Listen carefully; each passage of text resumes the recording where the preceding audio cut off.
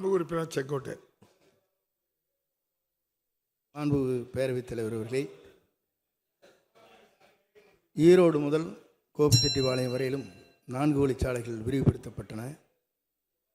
கோபி நகரத்திற்குள் நெரிசல் அதிகமாக ஏற்படுகிற காரணத்தின் அடிப்படையில் எங்கள் ஆட்சி காலத்திலேயே அதற்காக புறவழிச்சாலை ஒன்றை அமைப்பதற்காக ஆய்வுப் பணிகள் மேற்கொண்டு நிதிகள் ஒதுக்கின்ற போது ஆட்சி மாற்றம் ஏற்பட்டது.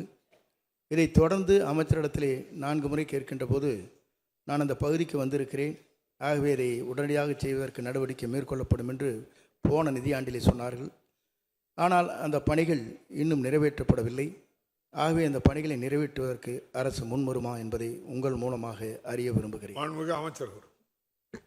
மாண்புமிகு பேரவைத் தலைவரே, மாண்புமிகு நம்முடைய உறுப்பினர் நண்பர் செங்கோட்டையன் சொல்வது உண்மைதான். ஏற்கனவே இப்பொழுது அது 4 வழிச்சாலை என்ற அடிப்படையில் தான் பணிகள்லாம் ஏற்கனவே நடைபெற்று கொண்டிருக்கிறது. ஆனால் கோபிச்செட்டிப்பாளையத்தை பொறுத்தளவுக்கு அங்கே மக்கள் நடமாட்டம் அதிகமாக இருக்கிறது, போக்குவரத்து சரி அதிகமாக இருக்கிறது, ஒரு புறவழிச்சாலை அமைக்க வேண்டும் என்ற கோரிக்கை அவர் ஏற்கனவே வைத்திருக்கிறார்கள். இது சம்பந்தமாக என்னுடைய மானிய கோரிக்கை வருகிற பொழுது அவருக்கு பிடிக்கிற மாதிரி நான் பதில் சொல்கிறேன்.